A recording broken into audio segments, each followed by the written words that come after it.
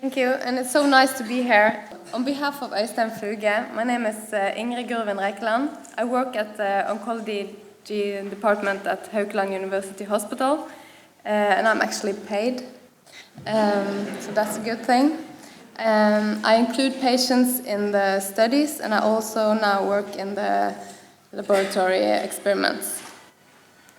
So, hi from Bergen. I know that he would love to be here and speak to you for himself, but 10 days ago he fell down from his roof, and he is recovering, so he is okay back in Bergen. He looks worried there. Yeah, he's happy, always positive. So, I'm not sure if I need this anyway. Okay, since 2004, when Olav and Øystein had their first patients with lymphoma and had a response on her ME symptoms by the treatment she got, the hypothesis has been, is it immunological pathomechanism behind this disease? Maybe it is some variant of an autoimmune disease in a subgroup involving B-cell subset and maybe autoantibodies, or is there some other slow alternation mediated by the B cells? So what are the biological effector system for ME symptom maintenance?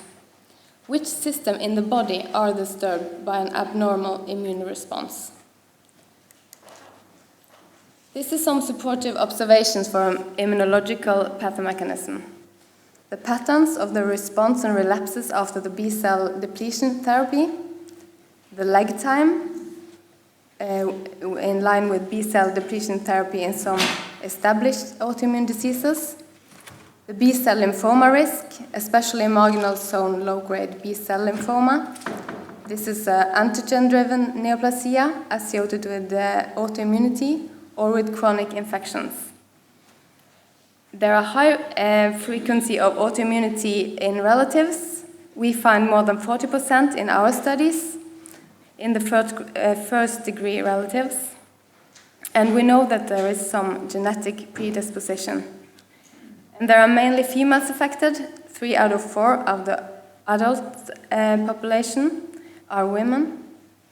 And there are sudden starts.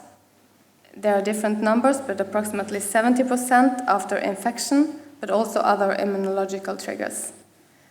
And there has been an autoimmune basis suggested for other overlapping syndromes as POTS and complex regional pain syndrome, CRPS. So let's try to explain this a little bit easy. The B-cell depletion and the X factor. If we think that we have a CFS response threshold, then when you get over this one, you will have clinical response. And below you will be sick, easy. And then we know that when you give B-cell depletion therapy, your B cells will fall quickly, like this. But then there is this lag time that we see in the patients before they get better, before they reach this threshold. So this is why we think there is some X factor, maybe in the serum, that slowly eliminates after the B-cell depletion, and then after the B cells start to regenerate, it comes back.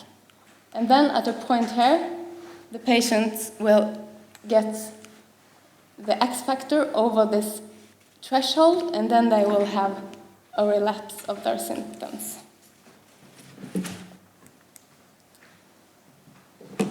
So, what are the biological effector system for ME symptom maintenance? Which system are disturbed? So it's easy to think that this system has something to do with fatigue or PAM. So it's also easy to think that it is caused by an energetic defect. Some general explanations for fatigue is depletion of intracellular energy metabolism, an increased lactate upon exertional strain, and insufficient supply of oxygen and nutrients. It's so nice to see that there now are many groups working in the same direction, with other studies published with metabolism, with the main findings in the same direction, and also some studies with amino acids, with the main findings in the same directions. We published this paper in December 2016 in cooperation with Karl Johan Tronstad, which you saw a picture of from Olav, from the biomedicine department in the University of Bergen. And I will try to explain some of the findings from this study. Okay. Mitochondria is kind of the energy factory in the cell.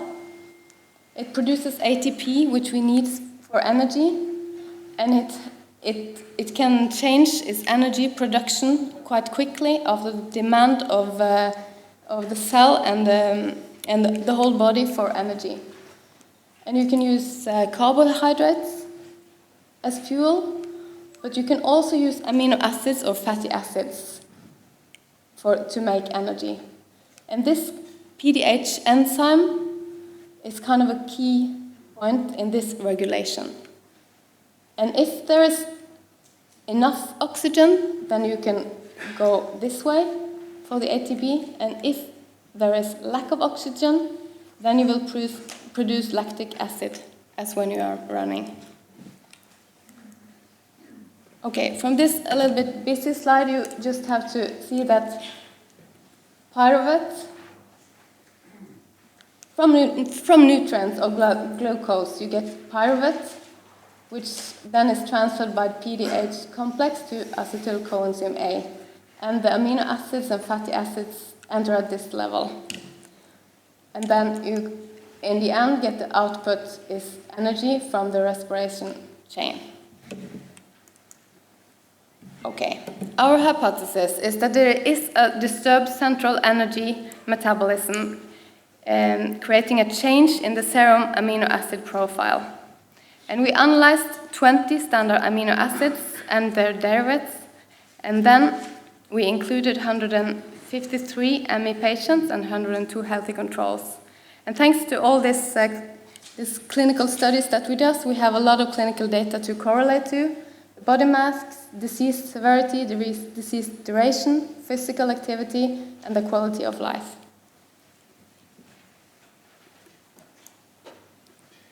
So just back to this for just a little second, so you don't forget it. The key point, PDH complex, and then amino acids to make energy. Okay, we analyzed the amino acids by the main routes for their catabolism, where category 1 amino acids were catabolized through pyruvate, and category 2 is catabolized to acetyl coenzyme A, and the category 3 amino acids, they can enter at different points in the cycle to fuel the cycle to keep it running. And in between here we have the PDH complex. Okay, when we analyze the category 1 amino acids, you can see it both for the women and for the men, it's the exact same mean in both groups. So they are not different, ME and healthy persons. But when we looked at category 2, then there is actually a difference between ME women and ME men. No, sorry, ME women and healthy control, but not a difference in men. Come back to that later. So this is the ones that is catabolized to acetyl coenzyme A. Okay, and the category 3 amino acids, it's the same pattern. The women, there is lower values among the ME patients than in healthy controls. And in men, it's the same. But as you can see here, the values are overlapping, and all of these values are within the normal range. So there are no lack, but there are different on group level. To sum up, the groups that are the amino acids that are entering below PDH complex are lower in ME patients than in healthy controls. Above, it's the same, meaning, or we are thinking it might be a block in this level. Okay, so what about the men? If you first look at the graph to the right, we analyzed 1-methylhistidine. There is a marker of dietary protein uptake, and that one was the same in men and women. But the 3-methylhistidine is significantly increased in men. And this indicates that they use actually their muscles instead of the amino acids that were the women used. So we think that there is the same block give two different mechanisms to get the energy. Men use their muscles and women use the amino acids in their serum. Okay, this is a it's a complex regulation pattern of the PDH complex. It's closely regulated to the energy demand in the cell. Different enzymes contribute to this. So we tried to analyze some of this enzyme. We analyzed it in the blood lymphocytes, 73 ME patients and 43 healthy controls. And we found increased mRNA expression of the enzymes inhibiting PDH. And this we found both in men and women.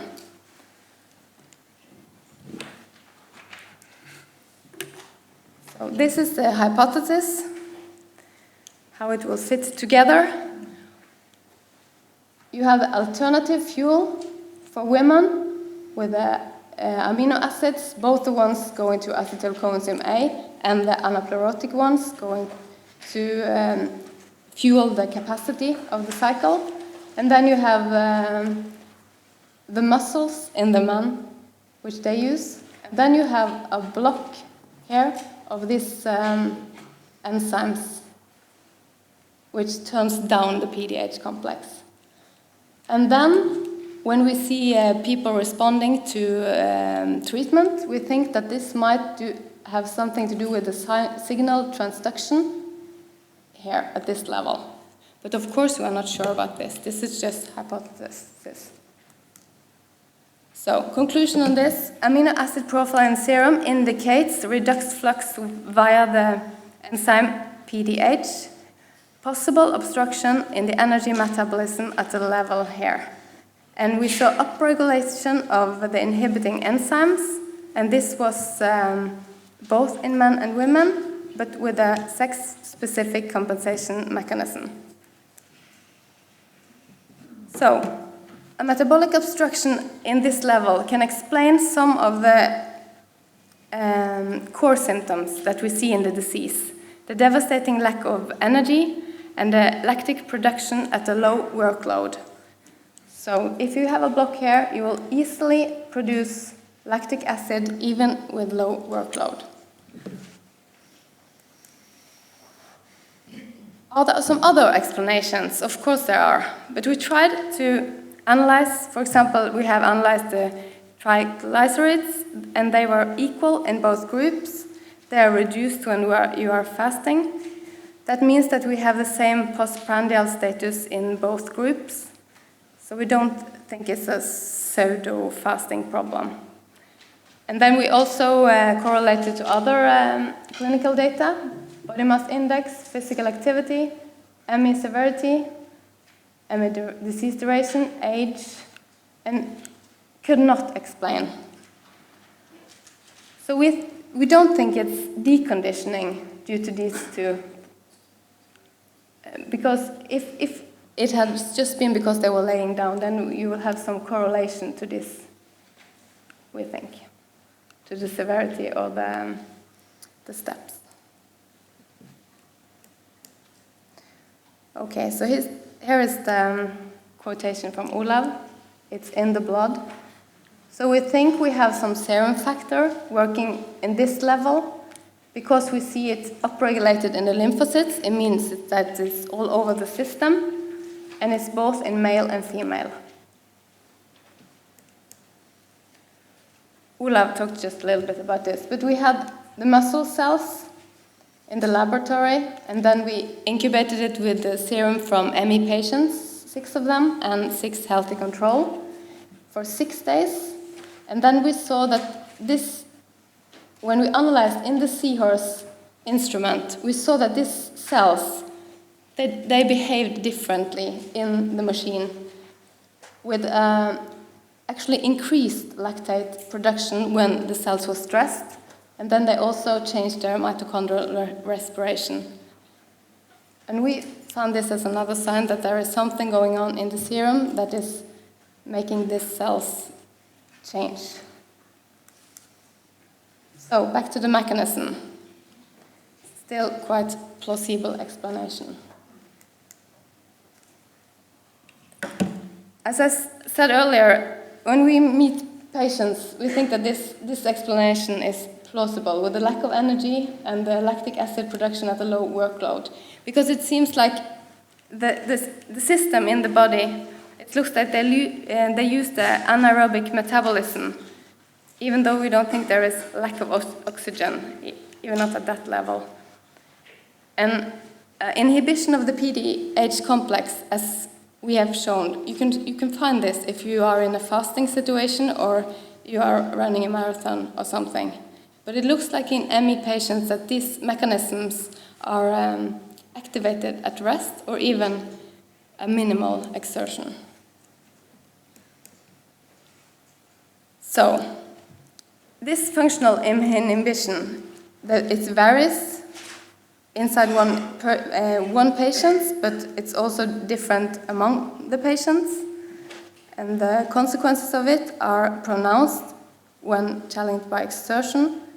And this is why the patient actually stay at rest, as we think, because they get less symptoms. So it's quite easy. In some patients, this process probably can be reversible since you have this spontaneous recovery. And we think that it's probably caused by an immune response. In some people, you can have a response on your symptom after B cell depletion. And we think in a subgroup at least it involves the B lymphocytes and a serum factor. And it's not a kind of a classical inflammation that you can measure. You can't take a biopsy and look this difference inside the mitochondria. At least by now we don't think that. So this is again the map where we are now. But where we are next year, I don't know. Maybe some different place. So this is the hypothesis by now. So, this is it.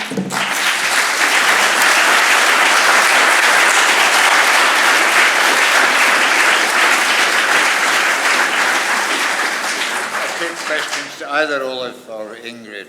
Yeah. Would there be any benefit in looking at patients who do recover spontaneously and then continue to have relapses? In other words... Yeah.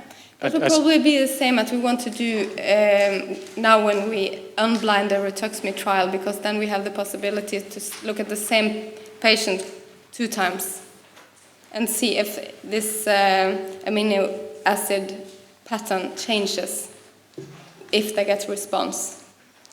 Because this is from baseline. So we have the possibility to do the analysis again when we know who is responders and not. I think what I meant was patients who might respond without any treatment, who naturally respond. Yeah, okay, yeah. I don't know whether, that's as a general, just as a general question really to the people at this conference. I don't know if anybody else has any other comments on that. So then you should have done this when the patient was sick, and then again, you mean repeat it when they were better? Yeah. it might be. But as you saw, there are overlaps. So in one individual, it's not that good test because the overlap of the values in between the ME population and the healthy controls is quite a huge overlap. So it's on group level. Okay, Olav, yeah. back and there's several over here. I don't know if what you were thinking of is not only what she showed, but maybe a serum factor. Of course, it would be very interesting if we think we've identified a serum factor to see if it goes up and down depending on the patient's condition. And one of the things we can learn from this trial is what happens in patients that are in the placebo group that report bettering. Do we get the same kind of thing going on in those as patients having response to rituximab? I'm a patient who do spontaneously recover. And it's fortunate at the moment I'm able to come to this conference because I'm in a good state. And I don't know what it is that causes good state or a bad state. It's a bit unusual that most patients can point at things that do them better or worse. That was a lovely exposition of why people feel exhausted even with minimal effort. And clearly it completely destroys the psychiatric theory that these people don't like exercise because they have an abnormal illness belief. Now, amazingly, in this country, we still have the NICE guidelines which advocate graded exercise. And I know of many patients who've been told by their GP to go to the gym to exercise their way out of this problem. And it's a source of ongoing amazement to me that people are still ignoring science like this and yet sticking to the psychological doctrine that this is a psychological disorder. Yeah. Okay. First, that gentleman made a very good point because I think a lot of people here know that in HIV, there was studies where they looked at people who were infected by HIV but did not develop AIDS, and they made some really cool discoveries because of that. So I think if you're able to identify people who spontaneously recover, there could be logistic issues with that. That would be an interesting study. But my question is for Dr. Mella. So I had two questions. The first was, earlier you mentioned that even 6 to 7 years later, there are some people who still respond to rituximab. So I was wondering for the remainder of the patients, did they just not require rituximab anymore, or did they no longer respond? And then secondly, when you do the analysis of the randomized controlled trials, are you going to do only intention to treat analysis, or will you also be doing efficacy analysis if there are any dropouts? Thank you. The first question is that when patients go into our studies, they know that they are being treated during the study, and we have no obligation to treat them afterwards. So we can't really say. We have some patients that have been retreated in new studies. So most patients that have response to rituximab, they have it again. But we also have single patients that have not responded the second time. And that is to be expected because if you look at rheumatology, it's quite common that you have response for a period and then you get resistance. You have to have a new type of drug to get a new response. So it would be strange if that were not the case also here. Remember that CD20 is not present on the more mature B cells like the plasma cells. So if that cell compartment starts making autoantibodies, for example, if that is a mechanism, they won't be targeted by CD20. You'll have to find something else for them. Richard, Sorry, I just want to comment. The 151 patients in the rituximab trial they are new patients. They have not been given rituximab before. But you ask as a patient. You asked about the other studies. Retreatment. Can that work? Yeah. And that was my answer. Yeah. I have a question that it's actually not from me, but from a patient who couldn't be here, Paolo Maccalini, so I asked it on his behalf. He says, in 2014, a Japanese group reported a reduction in pyruvate dehydrogenase activity in several tissues from mice inoculated with influenza A virus. They also reported an upregulation of the pyruvate dehydrogenase kinase gene expression. This metabolic shift is similar to the one described in your study about the metabolism in ME/CFS patients. Is there any possible link between what you observed in ME/CFS patients and what reported by Yamane and colleagues in mice with influenza? Thank you. I think that's for you. Yeah. I'm sorry, maybe I have to read it after, and maybe we can do it after. One there. Is that okay? Sure. Yeah. Here's a question. Yeah. We can do it after the session. I'll come back to you in a second. Hang on. Thank you. I'm going to come around this way. Yes. This way. Okay. Sorry. Yes. Yes, I want to go back to the slide you have up projected. A while back you mentioned that even when oxygen is available, or readily available, that the anaerobic pathway gets triggered in ME/CFS patients. And then there's been, well, the question I think on many of us have is, why is that, even when oxygen is available? Why is that anaerobic threshold so much lower in ME/CFS patients? Is it because of the PDH complex that you spoke about today, or is there something else going on beyond deconditioning? If it's not deconditioning, what is it? I don't think it's deconditioning, and I think it fits with the PDH problem. You think it's dysfunction in the PDH complex that's causing the this? Oxygen. Do you think, for example, in the exercise test that they Yes. have? I think it fits with the PDH problem. That they get lactate when there are not that much muscle used, because you can't get through the cycles as you're supposed to do. But of course, I really don't know. No. Thank you. Is there anybody else? One more? Just one more question. Go on, please. I wanted to know what you think about changing diet so that you move from a sort of mixed with carbohydrates to a higher protein diet. Because I heard your talk in January, and I've been trying to do that. And I wonder if there's any anecdotal evidence of people improving with a change of diet to high protein. We don't know that, and we don't think that it's since they are so overlapping and the values are inside the normal range. I think it's more to find the mechanism where the problem is. So you don't think that could be a treatment or an aid? No, because I think the patients tells different things about that. Some patients need to have their glucoses or their carbohydrates like every 3 hours to don't feel bad. Kind of maybe to push the system in that way. I'm not sure. No, okay. Okay, there was another one here. Yes, please. Olaf, I've got a question here that's written down. I'll try and take them. I know I can take them later, but this, when is it, the drugs you mentioned, rituximab and cyclophosphamide, going to be available outside of clinical trials? I mean, I could answer that, but you go on. I have no idea, is my answer. I probably should have said the same, but regulations in this area are very strict, and usually you will have to do a phase 3 study also in another country, especially in the US. Everything has to be done in the US before it's acknowledged. There are some few exceptions to that. But of course, it depends, I think, also on if it's a positive study, how positive is it? Looking at cost efficiency and this kind of things will also be done.